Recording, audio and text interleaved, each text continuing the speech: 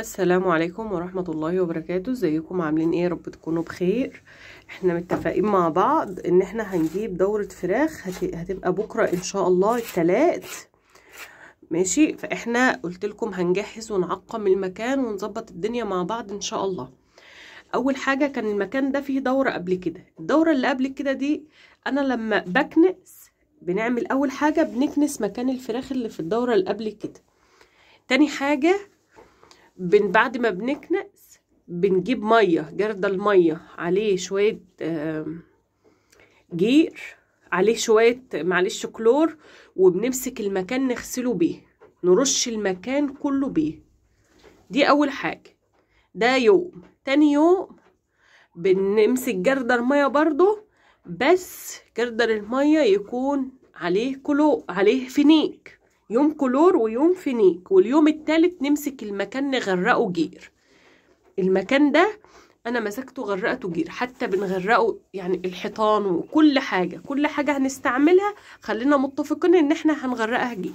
دي الارضيه انا فرشتها جير قبل يعني ما حاليا، يعني قبل ما افتح الفيديو بالظبط مسكت غرقت الدنيا بالجير. هنعمل ايه دلوقتي؟ هنفرش. اولا المكان ده انتوا شايفين مساحته، المكان ده يعني فوق، احنا على السطح، المكان ده يعني ايه سطح، فانا عامله كمان يعني ضليله في قلب الضليله، يعني ضليله في قلب السطح. الضليله دي مثلا حوالي متر وربع، متر ونص، على بعد متر وربع، متر ونص. طبعا احنا الجو دلوقتي كويس، لا حر ولا سقعه. في السقعه بعمل ضليله كمان بتبقى علوها كده، يعني حلو كده، علو متر. ماشي، بعمل عشه في قلبها كمان علشان بتعوزي تدفئه عاليه لان انا على السطوح. فطبعا احنا الجو دلوقتي كويس، فهنتابع مع بعض خطوه بخطوه هنعمل ايه. انا قلت لكم التعقيم والتجهيز اللي احنا المفروض نعمله بعد الدوره الاولانيه، واللي ما عملهوش بعد الدوره الاولانيه او بيربي اول مره هيعمله بعد الايه حاليا بعد الدوره الثانيه. ماشي، دي لمبه اهي بسلك. اول حاجه انت هتشتري تجهيزاتك، هتجيبي لمبه بسلك اهي، ودوايه. الدوايه يا جماعه ده هي خزف، مش بلاستيك، خزف من جوه. شايفين دي بلاستيك اهي ومن جوه خزف، شايفين من جوه خزف. هنجيب لمبه بقى، لمبه ايه؟ دي لمبه 200 كانت من الدوره اللي فاتت، لان انا اخر مره ربيت كانت يعني ايه الجو كان يعني ما ربيتش في الصيف يعتبر. ايوه الدوره طلعت في اول الصيف، بس انا ما ربيتش في الصيف لان انا بربى على السطح، والجو هنا اعوذ بالله يعني حر، فانا بريح شويه الصيفيه دول، لان الفراخ بتبقى بيحصل لها اجهاد وما بتشيلش اوزان.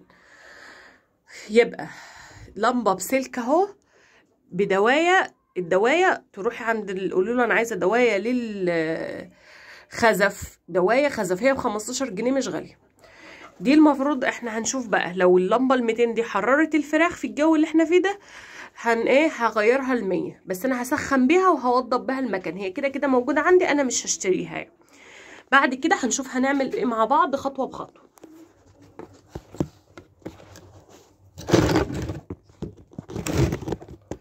عايزين نتكلم الاول عن المساحه. المساحه لما تبقى عندك متر في متر، متر في متر دي تاخد 40 فرخ تحضير. متر في متر مربع تاخد 40 فرخ، 40 فرخ تحضير. ماشي، بس طبعا انت مثلا عندك لو ال40 فرخ انا هعمل حوالي متر في متر، بس انا هعمل حسابي ان انا ايه يعني ان انا هحط سقايات وعلافات واطباق تحضير، السقايه والعلافه واطباق التحضير، فطبعا هنوسع المكان شويه. متر مثلا، شوفي السقايه والعلافه هياخدوا معاكي المساحه كام، واعمليها صافي متر في متر مربع. مساحه صافي متر في متر مربع. انا كده فرشتي مشمع اهو. لازم انت تفرشي مشمع زي ما انتوا شايفين كده، علشان المشمع ايه يسهل عليكي في الكنيس، وكمان يعني ايه تحافظي على الارضيه. بعد المشمع اهو، انا مش هستغل المساحه دي كلها على فكره، يا رب يكون واضح اهو. هنعمل طبقه من الجير المطفي. الجير المطفي ده عشان كان جايلي سؤال، اعمل ايه في الجير المطفي، او الجير المطفي ده اجيبه منين؟ الجير المطفي ده بيجي من عند اي حد عنده حنفيات، عنده ادوات سباكه، عنده مستحضرات، عنده اسمنت وكلام من ده. هنيجي بقى احنا هنا نحبش. احنا هناخد مثلا المساحه دي مثلا، بصوا يا جماعه، احنا هناخد مثلا المساحه دي، ماشي تمام، اللي هي دي مثلا. هنحبش بقى عليه، هحبش وارجع لكم تاني. احنا كده ظبطنا المكان بتاعنا اهو زي ما انتوا شايفين. انا حبشت المساحه اللي انا عايزاها، وعملت زي العشه اهي واللمبه في وسطها. ما هنزلها شويه كمان لما اجي ادفي المكان. انا هجيب الصبح يعني هنزل اللمبه، هقوم ساعه ما اقوم هشغل اللمبه دي هنزلها شويه. فاضل ايه بقى هنا؟ فاضل التمل. التمل ده او النشاره او اي حاجه عندك، شوف انت هتعملي ايه او الموجود عندك. انا هحط طبقه حوالي ايه 5 سنتي، ماشي، حوالي 5 سنتي. اللي عايزه اقوله لكم بقى ان انا كنت بصور وانا واقفه في الجنب ده. الجنب ده هو اللي جايب لي الهوا، او هو يعني الايه المصد بتاع الهوا. لو انت المصد بتاع الهوا، فانا قفلت المكان اللي ممكن يجيب لهم هوا مباشر، وخليت التهويه بتاعتهم من مكان غير مباشر، اللي هو زي ما انتوا شايفين كده. الهوا هيجي هيلف لفه كده عبال ما يدخل لهم، ماشي. فانا كده بحافظت على ايه، على المكان بتاعهم او على مصدر الهوا بتاعهم. انتوا شايفين بقى المكان ده، الحته دي حاجه تقيله، يعني انا حاطه حاجه تقيله، واي منفذ للهوا ولو سرسوب صغير انا هقفله. هعمل التهويه من مكان غير مباشر. هحط التمل وارجع لكم تاني. انا كده حطيت التمل اهو في الارض. معلش التمل مكانه العفره بتاعته. الحمد لله. كده حطيت انا التمل اهو، وكده ظبطت الدنيا. المكان دي الفتحه دي انا هغطيها تغطيه خفيفه، تغطيه خفيفه. انا بعمل الاحتياطات دي علشان انا على السطوح، فتيارات الهواء مش مضمونه، المكان مش متقفل كويس، ماشي. فانا يعني بعمل احتياطاتي بكل الطرق. اللي هنعمله بقى دلوقتي، هنرش على البتاع ده شويه جير على التم. عرفتوا الجير بيتجاب منين؟ الناس بقى اللي بتربي لاول مره يا جماعه، عشان تظبطوا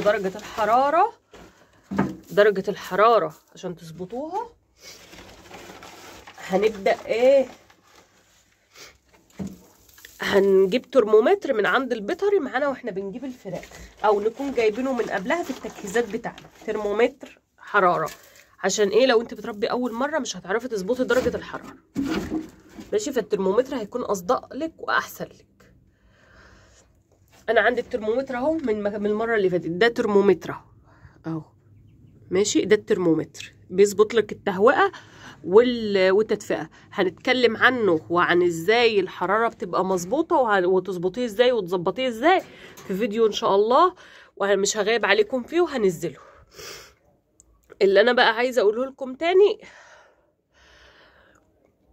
هنيجي بقى نطلق فراخنا. احنا جهزنا الدنيا وغسلنا السقايات، هي جه عليها جير بس مفيش مشكله، ده حاجه كويسه.